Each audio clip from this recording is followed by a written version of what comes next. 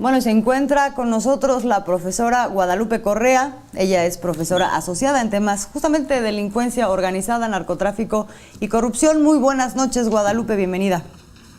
Muy buenas noches, Azul, Juan. Buenas noches, un placer estar con ustedes. Qué gusto saludarte.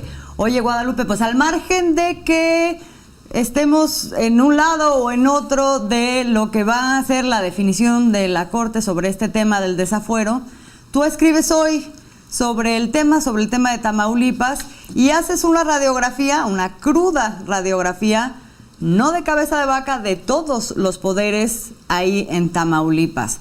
Cuéntanos un poco de esto a la luz de lo que, por otro lado, estamos viendo como una defensa o un argumento en el sentido de que todo esto podría ser una persecución política contra cabeza de vaca. Sí, Azul, definitivamente. He estudiado varios años el estado de Tamaulipas, he viajado varios años por el estado y entendiendo cómo funcionan, cómo operan las cosas. Y obviamente desde el 1 de octubre de 2016, cuando entra cabeza de vaca a la gubernatura, pues empieza a reportarse en una serie de delitos vinculados a ciertas autoridades, obviamente todo vinculado al gobernador, pero definitivamente, si se prueban los crímenes que se están investigando en la Fiscalía por la Unidad de Inteligencia Financiera de la Secretaría de Hacienda y Crédito Público, que tienen que ver con malversación de fondos, con lavado de dinero, vínculos a la delincuencia organizada y una serie de también que vinculan a la familia. Bueno, todo esto no podría haberse dado si no hay una serie de complicidades.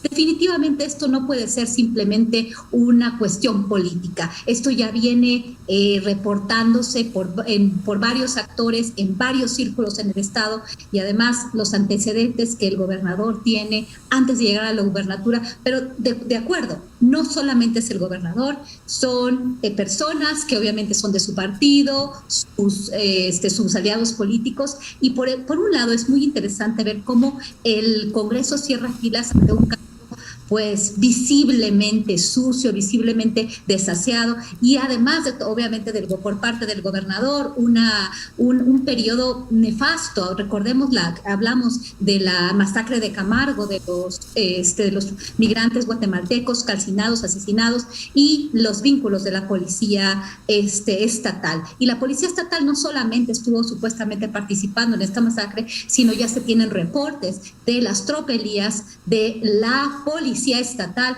al mando finalmente de cabeza de vaca. Por otro lado, el sistema judicial. Es impresionante. Tenemos que ver también que el sistema judicial está encabezado, bueno, el fiscal general del estado de Tamaulipas es Irving Barrios, que fue el artífice obviamente del michoacanazo, el mal uso de los testigos protegidos, la fabricación de pruebas y de manera muy interesante, este tipo de casos de fabricación de pruebas, de encarcelamientos injustificados, se han ido dando en muchos casos y en casos de gran impacto. Estoy hablando del caso de Susana Prieto Terrazas, por ejemplo, que bueno, tuve la oportunidad de entrevistarla, también de Jorge Fernández González, que fue acusado de asesinar a su esposa española. Es un caso terrible realmente donde se prueba. He hablado con personas muy cercanas al caso, tengo todo el expediente y bueno, es impresionante cómo pareciera ser que muchas de las pruebas fueron fabricadas, el trabajo muy desasiado de la Fiscalía y no solamente eso, el tema también de la fabricación de culpables en el caso de 2 periodistas vinculados al asesinato de otro periodista en la ciudad de Nuevo Laredo. Bueno, los casos son múltiples, más los que se suman de las familias que tenemos reportando casos de encarcelamiento vinculados a cuestiones políticas. Creo que el aparato judicial, el sistema judicial de Tamaulipas, el poder judicial, los 3 poderes del Estado, más obviamente todo el problema que hay en el magisterio, los sindicatos del Estado, es un Estado fallido. Es un Estado donde nada funciona, empezando desde la cabeza, que está vinculado con delincuencia organizada, o sea, lavado de dinero, tráfico de influencias, pachicoleo. Bueno, obviamente se tiene que decidir en la Corte, se tienen que presentar las pruebas. No podemos juzgarlo antes de que se integre el expediente, de que se presenten las pruebas, de que se cotejen, pero todo el periodo de de la gubernatura está plagado de irregularidades, de extorsión por parte de la policía, de arrestos injustificados. Ha sido, yo creo que uno de los periodos más negros del estado de Tamaulipas, y mira que es mucho decir. Guadalupe, pues un desafuero que parece no extrañar a la mayoría y sobre todo a la población de Tamaulipas. Hablas de un estado fallido y hablas también de un estado fallido en el que no se ve una solución a corto ni a mediano plazo si no se toman medidas drásticas. La eliminación de poderes, ¿cómo sería esto? ¿A dónde nos llevaría?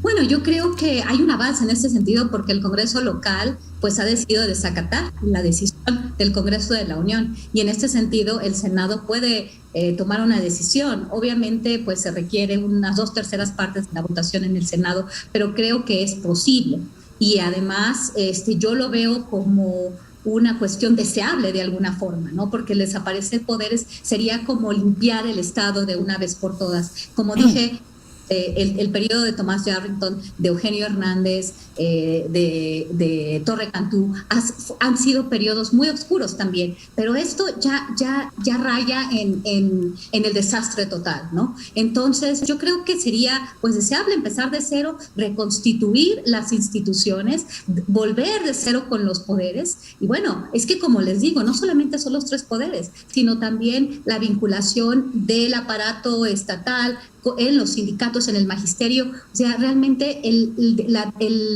la desilusión, el malestar de la población tamaulipeca es tan importante. Definitivamente hubo manifestaciones, obviamente de la clase política, de la élite política, que no le conviene perder todos sus privilegios. Sin embargo, yo creo que si hacemos una encuesta, que si la población vota, pues va a votar porque el gobernador deje el cargo, pero no es el proceso, ¿no? El proceso no es hacerlo de esa manera. El proceso es desaparecer los poderes conforme a la ley, y es posible que esto suceda, además de que el Congreso local ha decidido desacatar una decisión por parte del Congreso de la Unión con pruebas. Las pruebas están ahí, pero obviamente para poder llevarlo a prisión, para poder arrestarlo más bien, pues se necesita otro proceso y necesita cotejarse las pruebas, ¿no? Que supuestamente tiene la Fiscalía y la Unidad de Inteligencia Financiera de la Secretaría de Hacienda y Crédito Público.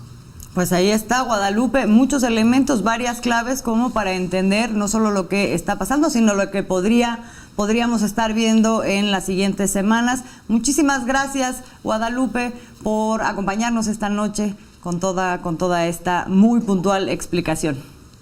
Muchísimas gracias a los dos, y es un placer como siempre estar con ustedes. Muy buenas noches.